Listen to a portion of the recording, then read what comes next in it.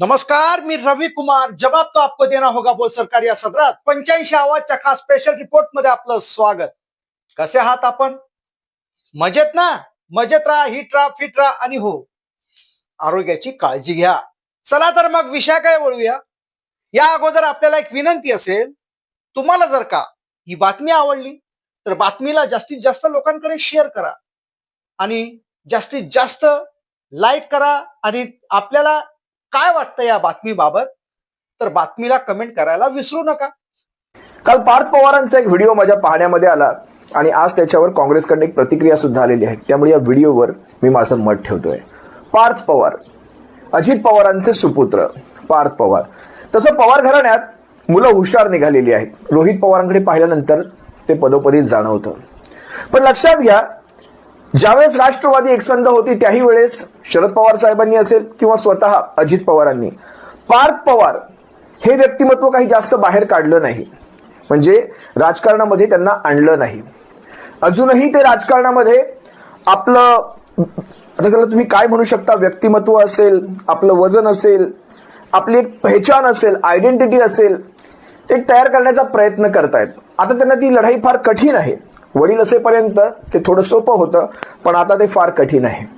अशा ह्या कठीण परिस्थितीमध्ये राजकारण पाहून, सध्याचं राजकारण पाहून जे योग्य आहे ते बोलायला हवं होतं. काल पार्थ पवारांचं स्टेटमेंट मी पाहिलं आणि त्यांच्या अपरिपक्वतेची मला इथे झलक आली.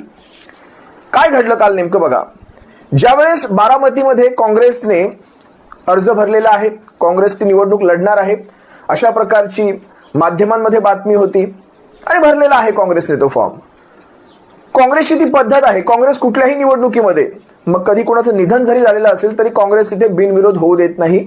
प्रत्येक ठिकाणी निवडणूक ही लढवली गेली पाहिजे, ही काँग्रेसची पद्धत आहे आणि ती पद्धत मला योग्य वाटते. आता आपल्या आईच्या विरोधात उमेदवार येतोय हे पाहिल्यानंतर पार्थ पवार थोडेसे बैचेन झाले असतील असं म्हणू शकता तुम्ही. काय म्हणतायत, एवढी मोठी माणसं आहेत ती, त्यांना एवढं साधं कळत नसेल तर आम्ही काय म्हणणार. मी तुम्हाला तो व्हिडिओ दाखवेल.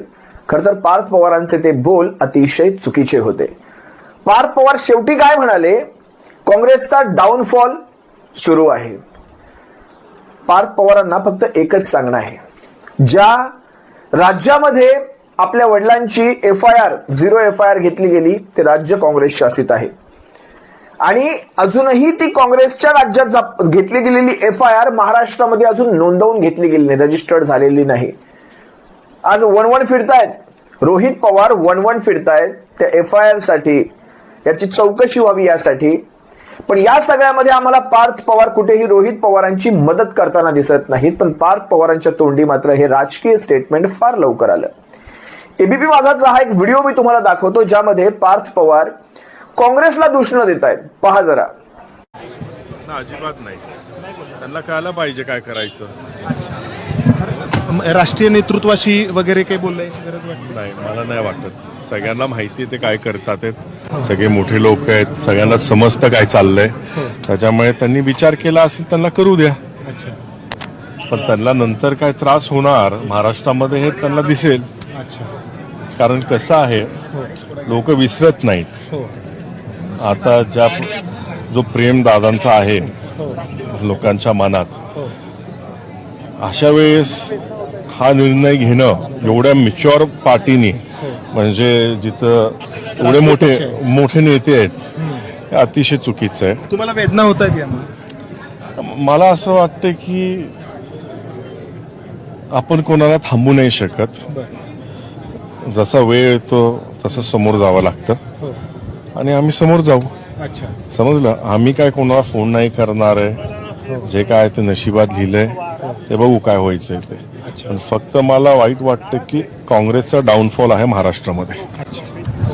तर हे होते पार्थ पवार, जे काँग्रेसच्या भूमिकेबद्दल नाराज व्यक्त करतायत आणि ते म्हणतायत की लोक काँग्रेसची भूमिका विसरणार नाही आणि हा काँग्रेसचा जो निर्णय आहे त्याचा काँग्रेसला त्रास होईल.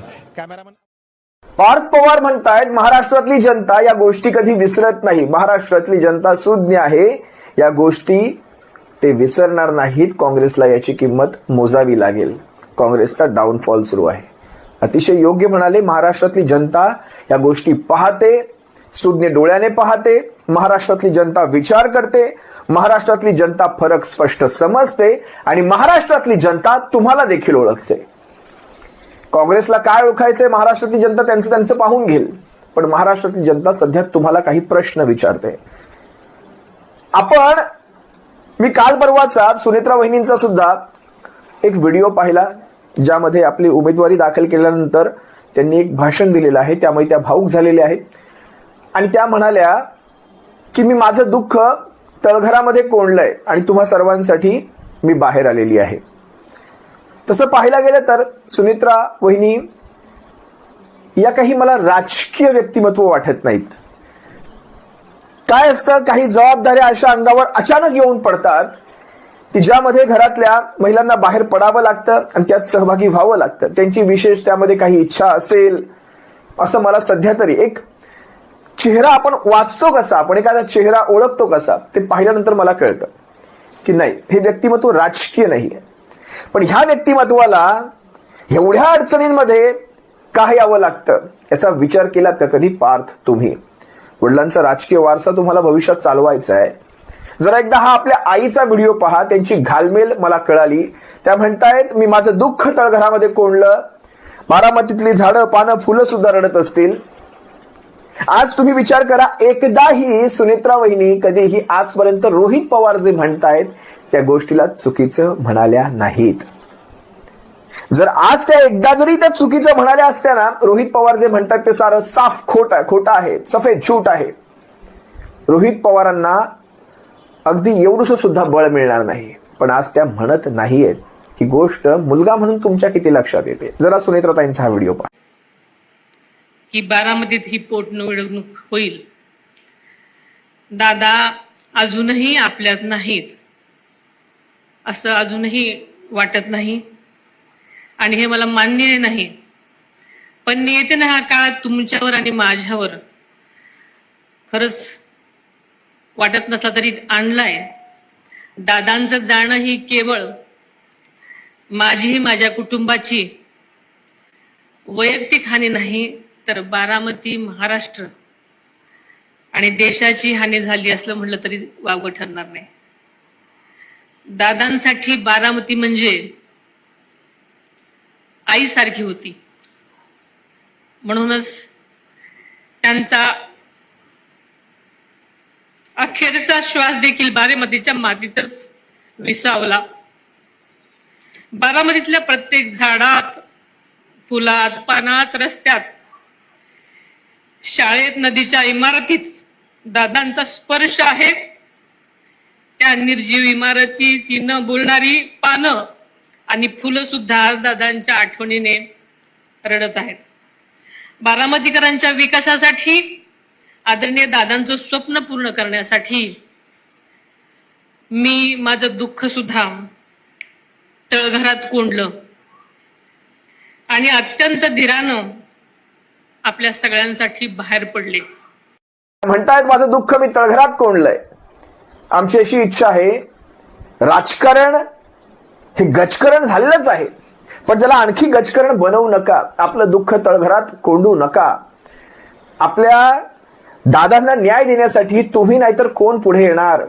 मी मुलांचं नाही सांगू शकत, पण पत्नीने किंवा आईने, वडिलांनी तरी कमीत कमी, म्हणजे आपण असं म्हणतो एखाद्या व्यक्तीला न्याय देण्यासाठी ही 3 माणसं पहिली पुढे येऊ शकतात. मुलांचं नाही सांगू शकत. आज यायला हवं. आज त्यांच्या मृत्यूवरच संशय निर्माण केला जातोय. आज तुमच्या आजूबाजूला सुद्धा गिधाड्या घिरट्या घालताय तुमच्या पक्षातील लोक सुद्धा. तुम्ही त्या रडण्यातलं, तुम्ही काही लोकांना आपले अश्रू, आम्ही रडतोय हे दाखवायचं असतं, चेहऱ्यावर ऍक्टिंग करता येते, पण डोळे पटकन पाणी आणत नाहीत. खोटं पाणी डोळे आणत नाहीत पटकन. त्यांना फार मजबूर करावं लागतं खोटं पाणी आणण्यासाठी सुद्धा. आणि खोटं पाणी आणण्यासाठी सुद्धा बिना केमिकलचं तुम्हाला काही विशेष आठवणी जबरदस्तीने आठवाव्या लागतात, तेव्हा कुठे डोळ्यात खोटं पाणी येतं. मी तुम्हाला काही असे चेहरे सुद्धा दाखवतो, बाजूला बसून तुमच्या रडतील, डोळ्यांवर चष्मे ठेवतील, कारण पाणी लोकांना दिसणारच नाही. तर लोक म्हणतील काय चालू आहे इथे, ड्रामा चालू आहे, ड्रामा. जरा हा सुद्धा एक रडणारा चेहरा पहा. खरं तर वहिनी साहेबांचे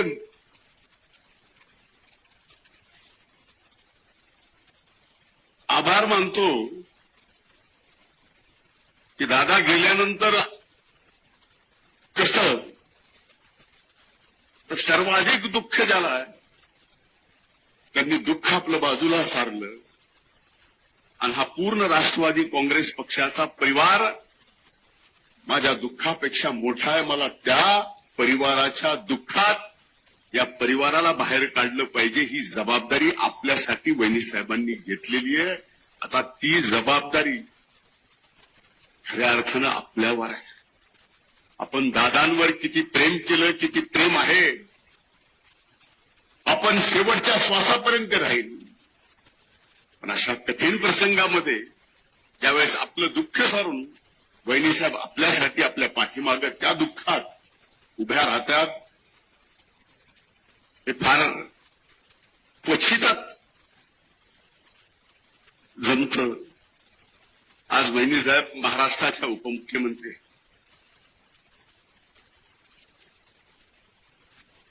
उभा महाराष्ट्र त्यांना पिंजून काढायचं. दादांची कमी भरून येणार नाही, पण दादांची उणीव भासू नये एवढं मात्र नक्कीच वहिनी साहेब आपल्या सर्वांसाठी करतील. हा माझ्यासारखा मला मुलासारखं सांभाळणाऱ्या वहिनी असतील, दादा असतील, हा माझा विश्वास. हे असे रडणारे चेहरे तुमच्या बाजूला बसून तुम्हाला ते तुमचे किती हितचिंतक आहेत वगैरे वगैरे दाखवणार. तुम्ही नंतर मग ते जय पवारांचं मला आठवतंय काल ते तटकरेंना किंवा कुणाकुणाला प्रफुल्ल पटेलांना ते क्लीन चिट देत फिरत होते की लोक ह्यांच्यावर संशय तयार करतात, त्यांच्यावर संशय तयार करतात. तुम्हा मुलांकडनं ही अपेक्षा आहे की आपल्या वडिलांची FIR का होत नाही यासाठी एखादा शब्द कमीत कमी तोंडून बाहेर काढणं. आपल्या तोंडून आलेला शब्द म्हणजे आपल्या पक्षाचा शेवटचा दिवस. जर ही तुमच्या मनामध्ये भावना तयार झाली असेल तर लढवय्या बाणा कुठे गेला? तो लढवय्या बाणा आपण सोडूनच दिला की काय? लढवय्या बाणा मराठ्यांचा लढवय्या बाणा तो कुठे आहे? मला तुम्हाला जर रडण्यातला फरक कळत नसेल, अश्रूंमधला फरक कळत नसेल, म्हणजे दोन अश्रूंमधले फरक पहा. जर आता ह्या अश्रूंमधला मला एक फरक सांगा. मला ते म्हणायचे की रोहित तुझ्या झिपऱ्या वाढल्यात, जरा झिपऱ्या कमी कर.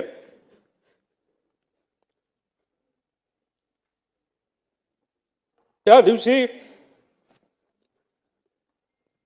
एक आदरांजली म्हणून तिथं मी माझे केस कापले. ते मला म्हणायचे तुझं जरा शारीरिक वजन वाढले, तू जरा शारीरिक वजन कमी कर पण राजकीय वजन वाढव. मी नुसतं म्हणायचो हो करतो, पण मी त्यांना शब्द देतो की माझी हेअरस्टाईल मी अशीच ठेवेल, शारीरिक वजन कमी करेल, राजकीय वाढवेल.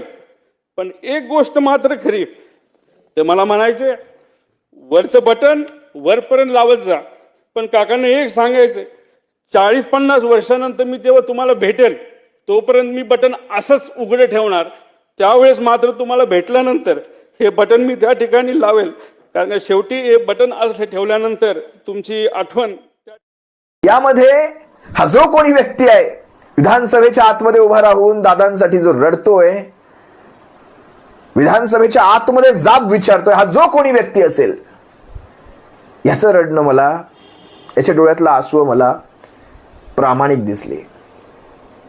त्या मगाच्या चष्माच्या मागे आपल्या भावना लपवणाऱ्यांच्या माफ करा, चष्म्याच्या मागे आपल्या भावना म्हणजे पितळ, आपलं भावना म्हणण्यापेक्षा पितळ लपवणाऱ्यांच्या पेक्षा ही आसू मला जास्त महत्वाची वाटतात. दादांनी कायम राजकारणात सांगितलं राजकारण वंगाळ, पण दादा एवढं वंगाळ राजकारण तुमच्या घरात सुद्धा होत असेल माहीत नव्हतं. तुम्ही माणसं फार वंगाळ कमवलीत. तुमच्या 13व्या लांब राहिला हो. तुमच्या सावडण्याच्या दिवशी उपमुख्यमंत्री पदाच्या चर्चा चालू होत्या घरामध्ये. संध्याकाळी तुमच्या चितेची अग्नी शांत होत नाही तोपर्यंत सावडण्याच्या वेळेतच उपमुख्यमंत्री. 3ऱ्या दिवशी मुख्यमंत्री पदाची शपथ. 4थ्या दिवशी म्हणजे असं तुम्ही पकडा, आता 10व्यापर्यंत 13व्यापर्यंत जा तुम्ही. अगदी अमित शहांच्या बैठका नाही, अमित शहांच्या भेटी दिल्लीमध्ये आणि 13व्या दिवशी जवळपास मुलाची खासदारकी आणि कुणाच्या घरात कुणाला अजून आमदारकी द्यायची वगैरे ह्या सगळ्या गोष्टींवर चर्चा सुरू. तुम्ही दादा एकदा म्हणाला होतात हे बरं नव्हे, हे जे चाललंय हे बरं नव्हे. एवढी काय घाई तुम्हाला? मी तुम्हाला दादांचा तो एक मला वाटतं गिरीश बापटांच्या वेळेसचा तो होता, गिरीश बापट जात नाही त्यांच्या अस्थिची आग अजून विझत नाही तोपर्यंत पुण्याचा खासदार कोण, भावी खासदार वगैरे बोर्ड लागले. ते दादांनी झापलं होतं आपल्या कार्यकर्त्यांना सुद्धा. हे बरं नव्हे म्हटले. एवढा कसला उतावळेपणा आलाय? मला तर पहिला राग एवढा आला की आम्ही त्यांना भेटायला गेलो. मला वाटतं दुसऱ्या दिवशी जयंतराव गेले. अस्थि विसर्जन तेपर्यंत झालेलं नव्हतं. मी ज्या दिवशी अंत्यविधी झाला त्या दिवशी जाऊ शकलो नाही. दुसऱ्या दिवशी माझा कुठेतरी कार्यक्रम होता म्हणून तिसऱ्या दिवशी गेलो. अस्थि विसर्जन झालेलं नव्हतं. काय आपण काय अगदी त्या निवडणुकीपासून निवडणूक नाही लागली तर जीव चाललेत काहीचे. काय जनाची नाही मनाची माणुसकीची काय सगळंच कुठं सोडलं का? तुमच्या आमच्या घरामध्ये जर अशा प्रकारची दुःखद घटना घडली तर माणूस 13-14 दिवस गप्प बसतो. महिनाभर गप्प बसला म्हणून बिघडलं कुठं? सारखं कोण कुठं काय करणार, कोण उमेदवार देणार, कोण काय करणार, कोण आत्ताच भावी खासदार म्हणून तिथं पोस्टर लावायला लागले. अरे कुठं गुडघ्याला बायशिंग बांधून निघाला. मला काही भावना बिवना आहेत का नाही? बरोबर आहे, हे बरोबर नाही.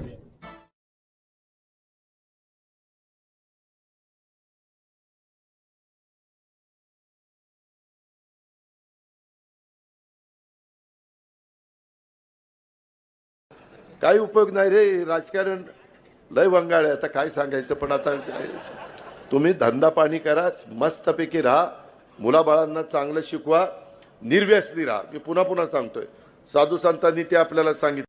स्वतः दादांचे हे असे विचार होते आणि त्यांच्याच घरात त्यांच्याच बाबतीत काय घडलं तुम्ही सर्वांनी पाहिलं. असो, हे राजकारण आहे शेवटी. अतुल लोंढेंनी अगदी सुंदर उत्तर दिलं काँग्रेसच्या वतीने. अगोदर आपल्या वडिलांची चौकशी करण्यासाठी, आपल्या वडिलांच्या संशयास्पद मृत्यूवर चौकशी करण्यासाठी आपण किती बाहेर पडलात हा प्रश्न त्यांनी स्वतः पार्थ पवारांनाच विचारला. जो व्यक्ती वडिलांचा मृत्यू संशयास्पद असताना त्याच्या चौकशीची मागणी करायचं सोडून तिसऱ्या दिवशी सत्ता स्थापनेसाठी पुढाकार घेऊ शकतो, आता वरिष्ठांच्या पक्षातील नेत्यांच्या सल्ल्यानं घेतला का हे आम्हाला माहिती नाही.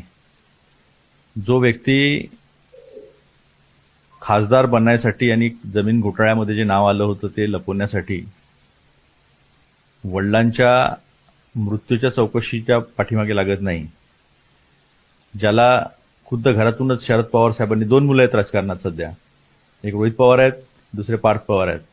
पार्थ पवारांच्या अपरिपक्वतेबद्दल दुसऱ्यांदा पवार साहेब बोलले. याच्यावरूनच लक्षात येतं की परिस्थिती काय आहे. पार्थ पवारांनी लक्षात घेतलं पाहिजे की त्यांचा पक्ष राहील का, ज्यांच्या मांडीवर ते बसलेले आहेत ते त्यांना संपवायला निघालेले आहेत याचा अंदाज त्यांना आहे का, हे त्यांनी पहिलं पाहिलं पाहिजे. आम्ही स्पष्ट भूमिका घेतलेली आहे की रोहित पवार 1-1 पूर्ण भारतात फिरत असताना कुठेच FIR झाला नाही. FIR हा काँग्रेस शासित कर्नाटक राज्यात झाला, पण अजूनपर्यंत बारामतीमध्ये तो रजिस्टर करून चौकशीला सुरुवात झाली नाही. याची काळजी त्यांनी करायला पाहिजे, पण ते करत नाहीयेत. निवडणुका बिनविरोध झाल्या पाहिजेत असं त्यांचं मत आहे. त्यांच्या आईने आमच्या प्रदेश अध्यक्षाला फोन केलेला आहे. पण अशा पद्धतीचं दबावतंत्राचा वापर करून आणि काँग्रेसवर टीका करून हे काही प्रश्न सुटणार नाही. त्यामुळे पार्थ पवार वयानं लहान आहे आमच्यापेक्षा, त्याच्यामुळे मला त्याच्यावर काय काही प्रतिक्रिया देण्याचं काही कारण नाही. पार्थ पवार बोलले की काँग्रेसचा डाऊनफॉल होईल ज्या प्रकारे काँग्रेसने जी भूमिका घेतली उमेदवार देण्याची, ते वेळ सांगेल ना. त्याच्यामुळे कोणाचा डाऊनफॉल होईल ते वेळ सांगेल. त्याच्यामुळे त्याच्यावर प्रतिक्रिया मला द्यायचीच नाही. अतुल लोंढेंनी ते असं वक्तव्य केलंय आणि अट टाकली आहे की पहिले तुम्ही अजित पवारांसंदर्भात FIR दाखल करा, FIR रद्द करा. प्रवक्त्यांनी सांगितलं तर पार्टीचंच मत असेल. त्याच्यामुळे काय आता काँग्रेस कमीत कमी म्हणजे एखादा विरोधक असावा तर काँग्रेस सारखा असावा. मी तुम्हाला का सांगतो बघा, कारण आम्ही आमचा उमेदवारी अर्ज मागे घेतो, पण त्याला एक अट ठेवतो, दादांची FIR करून घ्या, आम्ही आमचा बारामतीतला उमेदवारी अर्ज मागे घेतो. काय चुकी